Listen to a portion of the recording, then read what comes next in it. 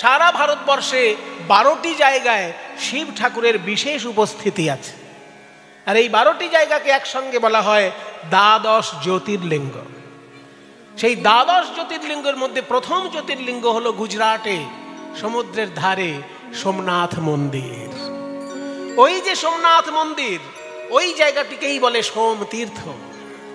এবার যখনই বৃহস্পতির এই অভিশাপের এই কথা শুনে ফেলেছে চাঁদের স্ত্রীগণ যে সোম তীর্থে স্নান করলে ক্ষয় রোগ দূর হয়ে যায়, বৃহস্পতি তো আর জানে না চাঁদকে ফ্রিজে রাখা আছে, মানে এমন জায়গায় চাঁদকে রাখা আছে ক্ষয় আর হবে না, শিবের জটায় রাখা আছে। তাই চাঁদের স্ত্রীগণ ওই একখণ্ড চাঁদকে শিবের জটা থেকে এনে সোম তীর্থে স্নান করালেন। আপনারা কখনো যদি গুজরাটে বেড়াতে যান, আমি দর্শন করে এসেছি, আপনাদের কাছে অনুরোধ করছি কোনোদিন গুজরাটে যদি বেড়াতে যান তাহলে দ্বাদশ জ্যোতির্লিঙ্গের এক জ্যোতির্লিঙ্গ সোমনাথ মন্দির, সমুদ্রের ধারে অপূর্ব শোভা তার। সেই সোমনাথ মন্দিরের হাফ কিলোমিটার সামনেই যেখানে স্নান করানো হয়েছিল চন্দ্রকে, সেই জায়গাটির নাম প্রভাস তীর্থ। কেন প্রভাস? না প্রভা যুক্ত আস, প্রভাস তীর্থ, মানে প্রভা মানে জ্যোতি। চাঁদ তার হারানো জ্যোতি ওইখানে ফিরে পেয়েছিল, ওই জন্য তীর্থটার নাম প্রভা যুক্ত আস, প্রভাস তীর্থ। সেইখানে যদি যজ্ঞ করা হয় তাহলে যজ্ঞ ত্রুটি মুক্ত হয়ে যাবে, পরিপূর্ণতা পাবে। ভারতবর্ষে 10 কোটি তীর্থ আছে, কিন্তু প্রভাস তীর্থে কেন যজ্ঞটা হচ্ছে? এই প্রভাস তীর্থের একটা মহিমা আছে। প্রভাস নামটার মধ্যেই সেটা যুক্ত আছে। আকাশে যে চন্দ্র দেবতা, ওই চন্দ্র দেবতার 27টি নক্ষত্র হচ্ছে 27টি স্ত্রী। জ্যোতিষশাস্ত্রের ভাষায় চাঁদের চারিদিকে 27 নক্ষত্র আছে, আর এই নক্ষত্রগুলো হচ্ছে চাঁদের স্ত্রী। কিন্তু এই এত স্ত্রী থাকা সত্ত্বেও চাঁদের ওই বৃহস্পতির স্ত্রী তারার প্রতি আকৃষ্ট হয়েছিল। তাই বৃহস্পতি হলেন দেবগুরু, তিনি অভিশাপ দিলেন চন্দ্রকে, ওরে দুষ্ট দুরাচার, গুরু পত্নীর প্রতি তোর এই কুদৃষ্টি, সর্বনাশ হয়ে যাবে তোর। অভিশাপ দিলাম 16 দিনের মধ্যে তুই ক্ষয় হতে হতে নিশ্চিহ্ন হয়ে যা। কারোর অভিশাপ লাগুক না লাগুক, গুরুর অভিশাপ তো লাগবেই। গুরু চট করে অভিশাপ দেয় না বাবা, কিন্তু যদি কখনো দিয়ে ফেলে সেটা লাগবেই। যখনই বৃহস্পতি অভিশাপ দিলেন চন্দ্রকে, চন্দ্রের ক্ষয় শুরু হয়ে গেল। 1 দিন, 2 দিন, 5 দিন, 10 দিন, 15 দিন, 15টা দিন যখন চাঁদ ক্ষয় হয়ে গেল, আর 1 দিন মাত্র ক্ষয় হতে বাকি আছে, 1 টুকরো চাঁদ বেঁচে আছে। তখন চাঁদের স্ত্রীগণ মনে মনে ভাবলেন যে এই 1 খণ্ড চাঁদ যদি ক্ষয় হয়ে যায় তাহলে আমরা সবাই একসঙ্গে বিধবা হয়ে যাব। এর থেকে বাঁচার উপায় কি? 27 জন স্ত্রী ছুটে চললেন কৈলাসে শিব ঠাকুরের শরণাপন্ন হতে। সবাই মিলে একটু হাত জোড় করুন। মায়েরা, দেবাদিদেব মহাদেব অল্পতেই সন্তুষ্ট হন, আসুন আমরা একটু শিব ঠাকুরের বন্দনা করে নিই। সবাই হাত জোড় করুন। ওম নমঃ শিবায়, ওম নমঃ শিবায়, ওম নমঃ শিবায়, ওম নমঃ শিবায়। ভূমিশ মনীষ মশেষ গুণম গুণহীন মহেশ গণমरणम रणनिर्जित दुर्जय दैत्यपुरम प्रणमामि शिवं शिवकल्पतरुं।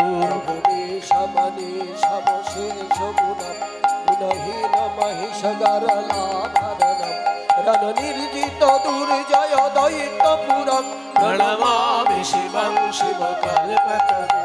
ओम नमः शिवाय।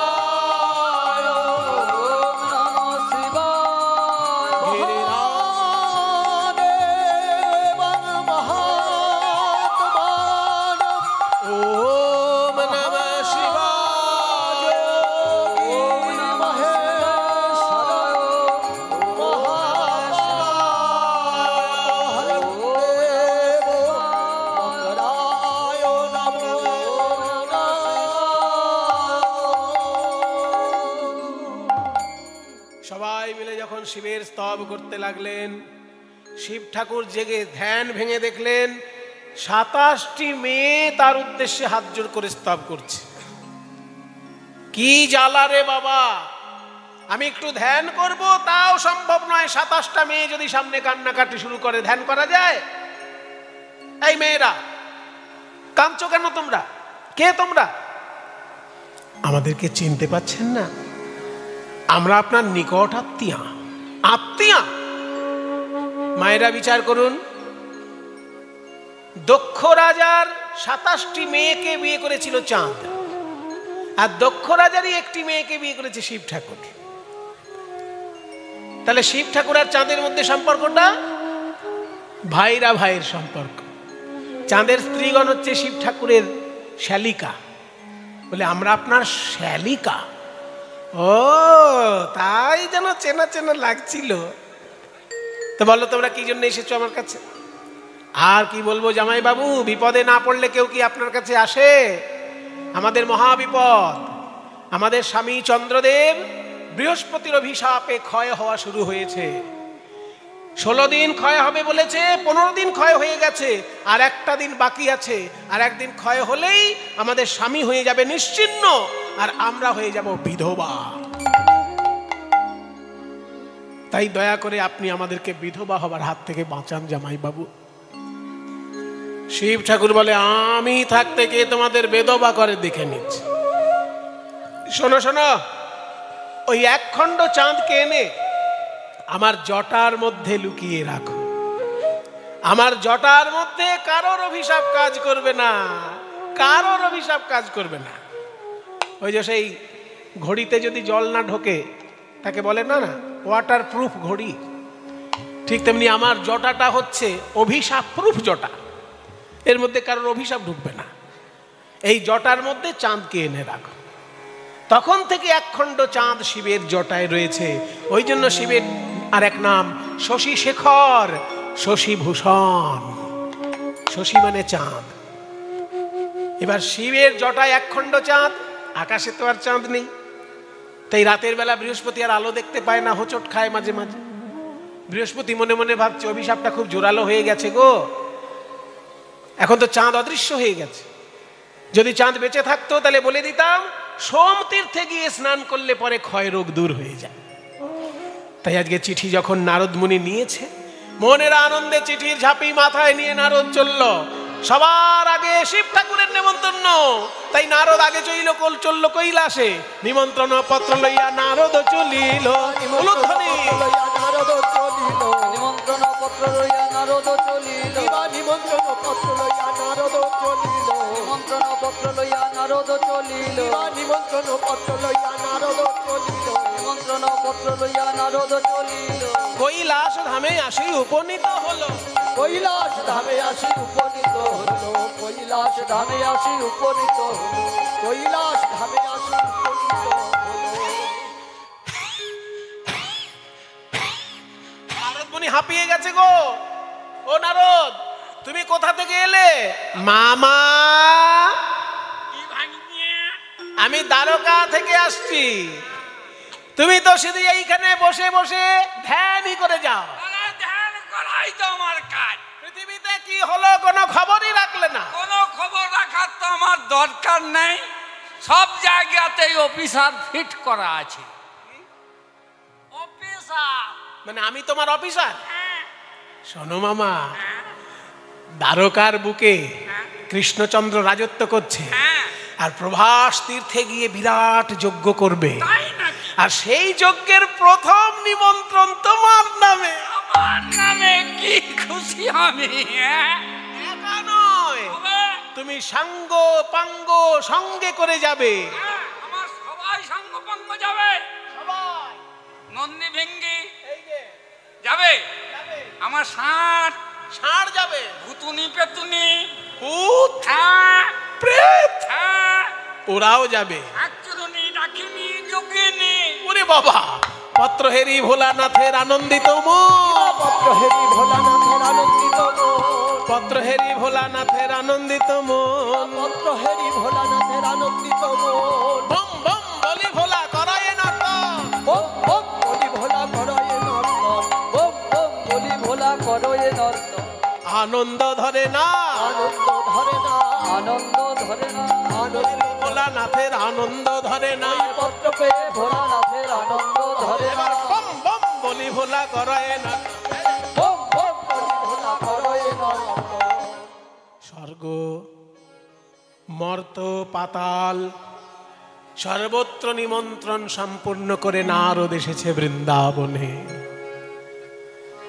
বৃন্দাবনে শোকের ছায়া, কৃষ্ণ অদর্শনে সবাই বিরহে ব্যাকুল।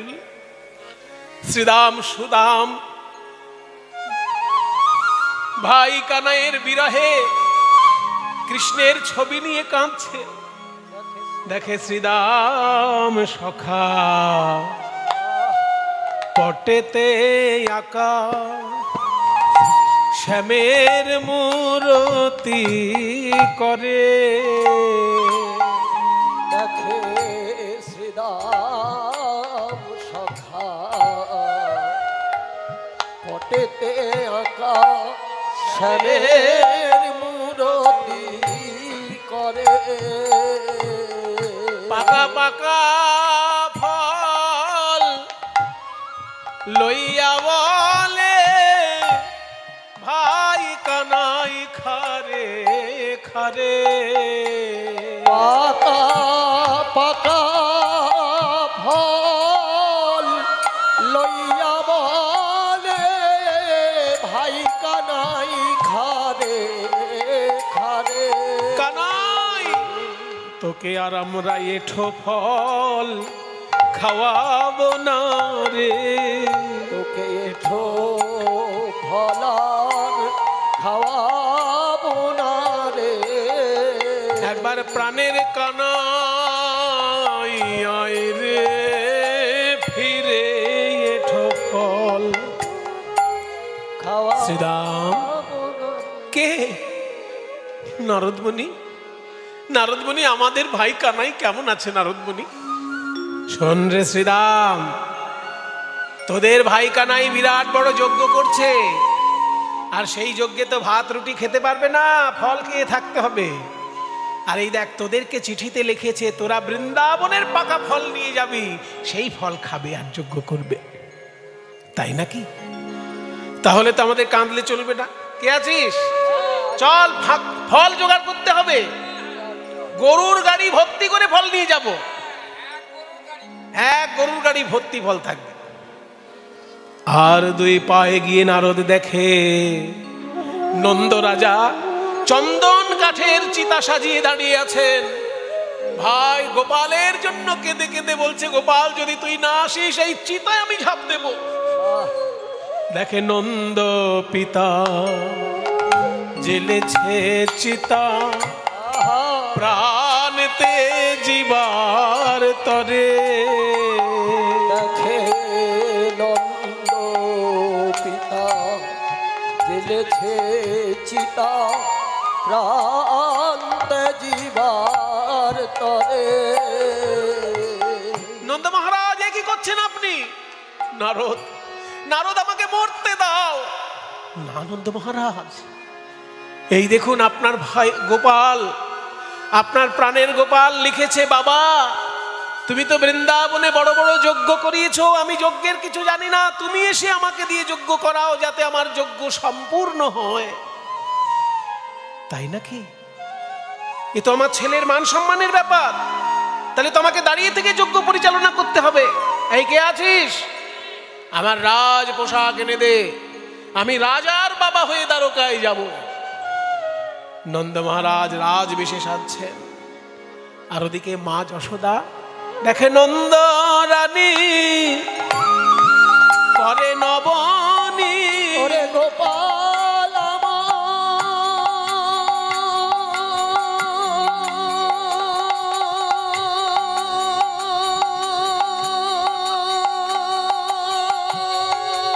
মায়েরা একবার উলুদ ধরে দাও গো।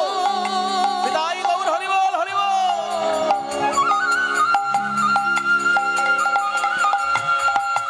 ওরে গোপাল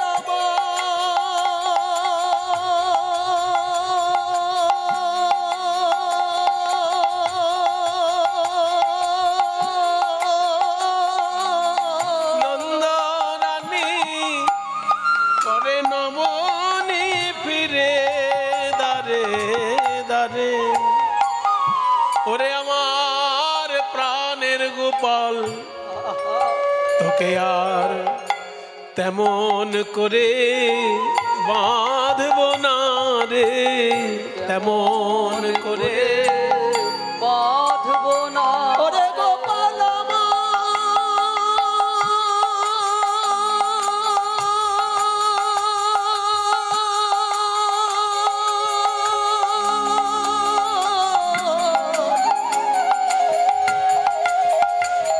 ওরে আমার অন্ধের জ্যোষ্ঠী মামলা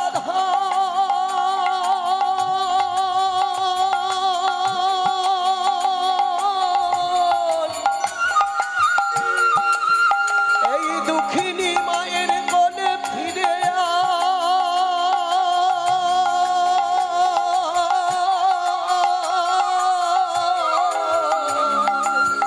ওরে গোপাল মা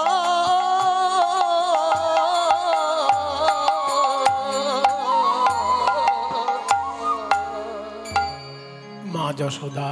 কে কে আমার গোপাল এলি নাকি? মা যশোদা, আমি যে নারদ মুনি। হ্যাঁ, তুমি কি দেখতে পাচ্ছ না মা যশোদা? নারদ, যেদিন থেকে আমার গোপাল গেছে সেদিন থেকে আমার চোখের জ্যোতিও গেছে। মা গো, এই যে তোমার গোপালের হাতে লেখা চিঠি, এই চিঠি একবার চোখে বুলিয়ে নাও মা, তুমি দেখতে পাবে সব। যেই না গোপালের চিঠি চোখে বুলিয়ে নিয়েছে, অমনি দেখছি গোপাল কত সুন্দর লিখেছে। মা গো যশোদে, আমি যে তোমার খুব অযোগ্য সন্তান, তুমি এসে আমাকে আশীর্বাদ না করলে যজ্ঞ সম্পূর্ণ হবে না। আহা, এত মিষ্টি কথা লিখেছে আমার গোপাল, আমি আশীর্বাদ না করলেও যজ্ঞই হবে না। তাহলে তোমাকে যেতেই হবে, আমাকে ছানা মাখন ননি বানাতে হবে। মুখে কিছু না দিয়ে মা কি আশীর্বাদ করতে পারে? তাই মা যশোদা চললেন গোপালের জন্য ছানা মাখন বানানোর জন্য। ওইদিকে নারদ মুনি এক পা দু পা করে রাধা রানীর কুঞ্জদ্বারে গিয়ে দেখে 100 বছরের বিরহ। কাঁদতে কাঁদতে রাধা রানীর এমন অবস্থা, সর্বঙ্গে এত তাপ যে পদ্ম ফুলের পাপড়ি দিয়ে বিছানা তৈরি করে রাধা রানীকে শুইয়ে রেখেছে। আর রাধা রানীর অঙ্গের ছোঁয়া পেয়ে, রাধা রানীর অঙ্গের ছোঁয়া পেয়ে সেই পদ্ম ফুলের পাপড়িগুলো শুকিয়ে কুঁকড়ে যাচ্ছে। এত বিরহ তাপ রাধা রানীর অঙ্গে। রাধা রানী বলছেন, সখী রে, কৃষ্ণ বিরহে আমার বুঝি প্রাণ যায়, তাই আমি বিধাতার চরণে বলে যাই, ওগো বিধাতা, যদি আমার প্রাণ যায় তাহলে আমার এই দেহ যেন গোবিন্দের সেবায় লাগে। মৃত্যুর পরে কি করে সেবায় লাগবে মায়েরা? যতদিন বেঁচে থাকবো ততদিনই তো সেবা। রাধারানী বলছেন, না, আমি মৃত্যুর পরেও সেবা করতে চাই। কিভাবে না, আমার শরীরের 5টি তত্ত্ব, ক্ষিতি অপ তেজ মরুত বোম। ক্ষিতি মানে মাটি, অপ মানে জল, তেজ মানে তাপ বা জ্যোতি, মরুত মানে বাতাস, আর বোম মানে আকাশ বা শরীরের ফাঁকা জায়গাগুলো। এই 5টি তত্ত্ব মৃত্যুর পরে 5টি তত্ত্বের সঙ্গে মিশে যায়। রাধারানী বলছেন, এই পঞ্চতত্ত্ব আমার মৃত্যুর পর গিয়ে যেন কৃষ্ণ সেবা করে।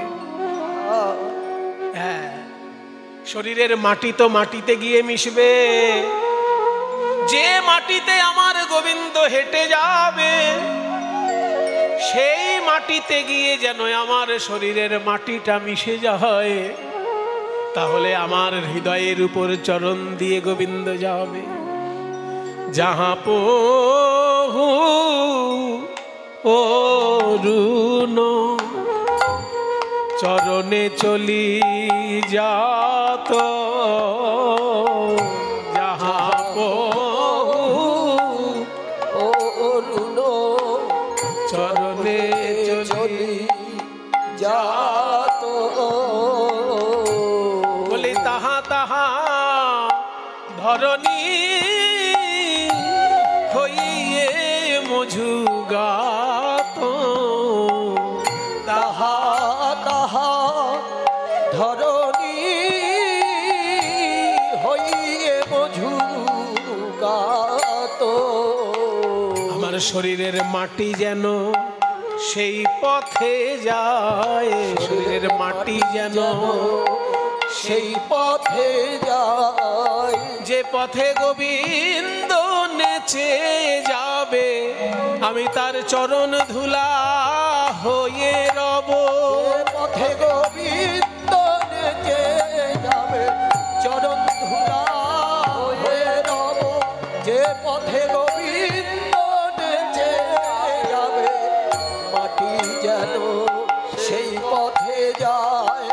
তাহা তাহা ধরণী হউক মধুগাত। যে পথে গোবিন্দ নেচে যাবে আমার শরীরের মাটি অংশ যেন সেই পথে যায়। তারপর কি জল, অপ, অপ মানে জল। जो सरोवरे मधु नीति नीति ना हो हाम भरी सलिल हइए तो छुमाह। যে সরোবরে গোবিন্দ নিত্য স্নান করে আমার শরীরের জল অংশ যেন সেই সরোবরে গিয়ে তাকে স্নান করিয়ে দেয়। খিতি অপ, তারপর তেজ, তেজ মানে জ্যোতি।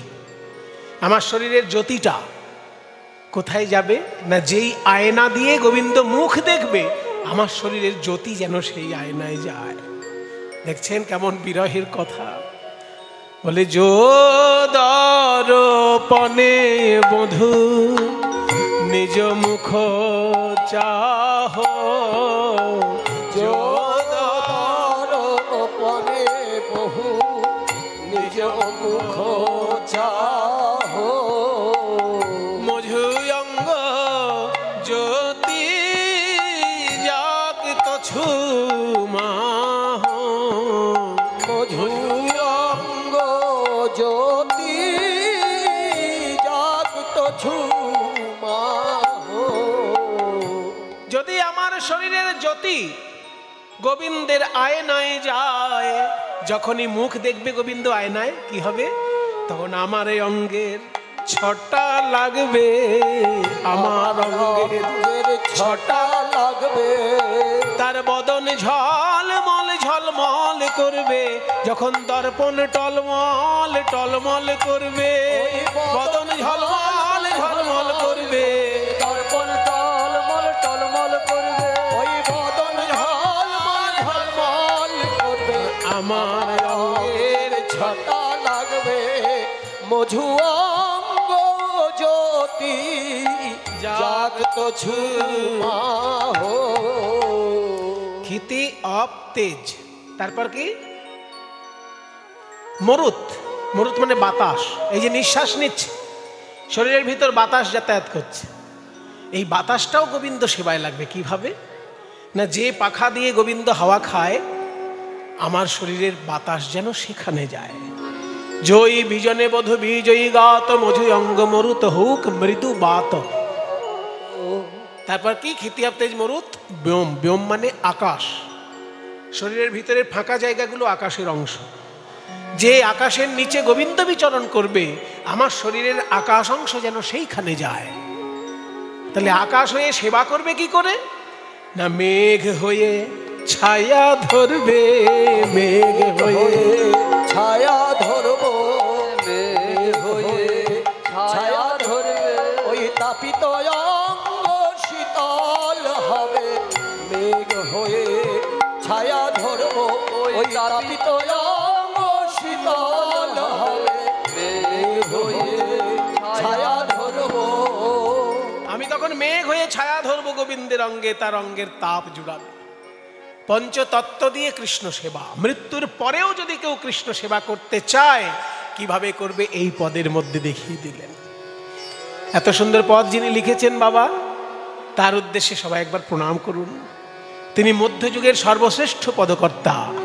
বর্ধমান জেলায় শ্রীখণ্ডে তার ভূমি।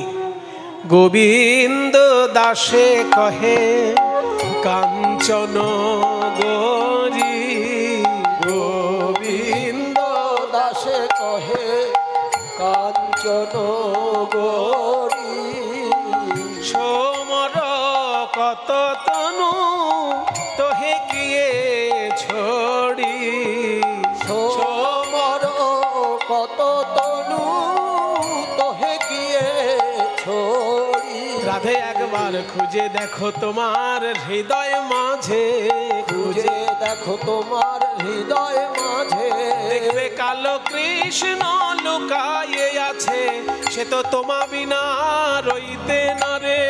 কালো কৃষ্ণ লুকায়ে আছে, তোমার বল হরি বল। রইতে না রে ওই কালো কৃষ্ণ লুকায়ে আছে, খুঁজে দেখো হৃদয় মাঝে।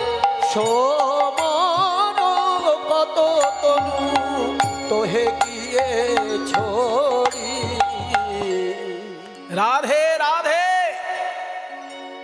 তুমি মৃত্যুর পর কৃষ্ণ সেবা করার কথা ভাবছো? আহ, আমি তো তোমার কৃষ্ণ সেবার ব্যবস্থা করেছি।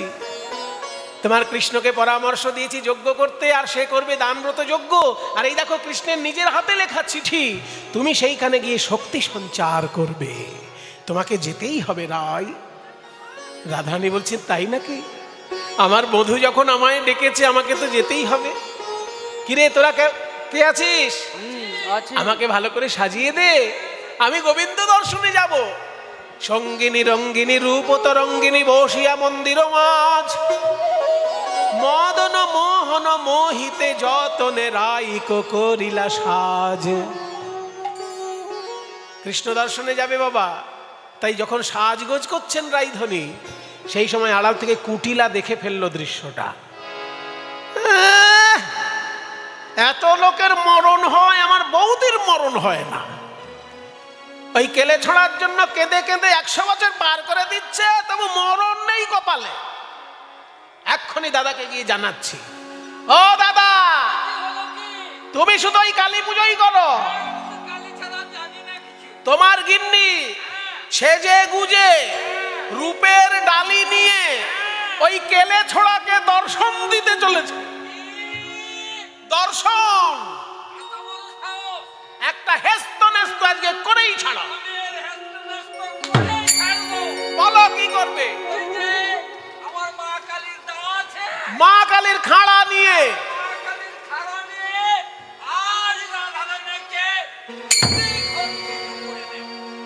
যখনই আয়ান বলেছে দ্বিখণ্ডিত করে দেব, রাধারানীর ভেতরে সেই সুপ্ত শক্তি আজকে ব্যক্ত হয়েছে। রাধারানী সঙ্গে সঙ্গে কালী রূপ ধারণ করে দাঁড়ালেন। কাকে তুমি দ্বিখণ্ডিত করবে? তোমার আরাধ্যা দেবী এতদিন তোমার ঘরে ছিল, তোমার ভক্তির নয়ন নেই তাই দেখতে পাওনি। চেনো না তুমি যে মরে, চেনো না তুমি যে মনে, চেনো না তুমি যে মনে। ওই গেছিলাম আমি তোমার ঘরে, গেছিলাম আমি তোমার ঘরে। এত বলি হইল অপরূপ, এত বলি হইল অপরূপ। ওই রাধিকা ধরিল কালিকা রূপ, রাধিকা ধরিল কালিকা রূপ। অগ্নি কালী হয়ে দাঁড়ালো, কালী হয়ে দাঁড়ালো, আমাদের রাই বিনোদিনী কালী হয়ে দাঁড়ালো। ওই আমাদের নাই বিনোদিনী কালী হয়ে দাঁড়ালো। ভয়ঙ্কর কালী রূপ ধারণ করে রাধারানী দাঁড়ালেন। কালী রূপ দর্শন করে কাতর কণ্ঠে স্তব প্রার্থনা করছে আয়ান। জগৎ জননীর রূপ সহধর্মিনীর মধ্যে দর্শন করলেন আজকে আয়ান। সবাই মিলে একবার হাত জোড় করুন। যিনি জগদম্বা জগন্মাতা দুর্গা, তিনি লীলা অন্তরে কালী, তিনি জগৎ জননী জগদ্ধাত্রী। আসুন আজকে সবাই মিলে তাকে একবার আমরা ডাকি। ওম কালী কাयै নমঃ। ত্বং স্বাহা ত্বং স্বধা ত্বং হেব ষটকার স্বরাত্মিকা সুধা ত্বমক্ষরে নিত্যে ত্রিধা মাত্রাত্মিকা স্থিতা अर्धमात्रा स्थिता नित्या यानोचार्या विशेषतः त्वमेव सा त्वं सावित्री त्वं देवी जननी परा त्वयैव धार्यते सर्वं त्वयैतत्सृज्यते जगत् त्वयैतत्पाल्यते देवी तमत्सन्ते च सर्वदा विसृष्टौ सृष्टिरूपा त्वं स्थितिरूपा च पालने तथा संहृतिरूपान्ते जगतोऽस्य जगन्मये महाविद्या महामाया महामेधा महास्मृतिः महामोहा च भवति महादेवी महाशूली प्रकृतिस्त्वं हि सर्वस्य गुणत्रय विभाविनी कालरात्रिर्महारात्रिर्मोहरात्रिशदारुणा त्वं श्री त्वमीश्वरी त्वं ह्रीः त्वं बुद्धिर्बोधलक्षणा लज्जा पुष्टिस्तथा तुष्टिस्त्वं शान्तिः क्षातिरेव च खड्गिनी शूलिनी घोरा गदिनी चक्रिणी तथा शङ्खिनी चापिनी बाण भूषुण्डी परिघायुधा सौम्या सौम्यतरा शेष सौम्यभ्यस्त्वति सुन्दरी परापरा नाग परमा त्वमेव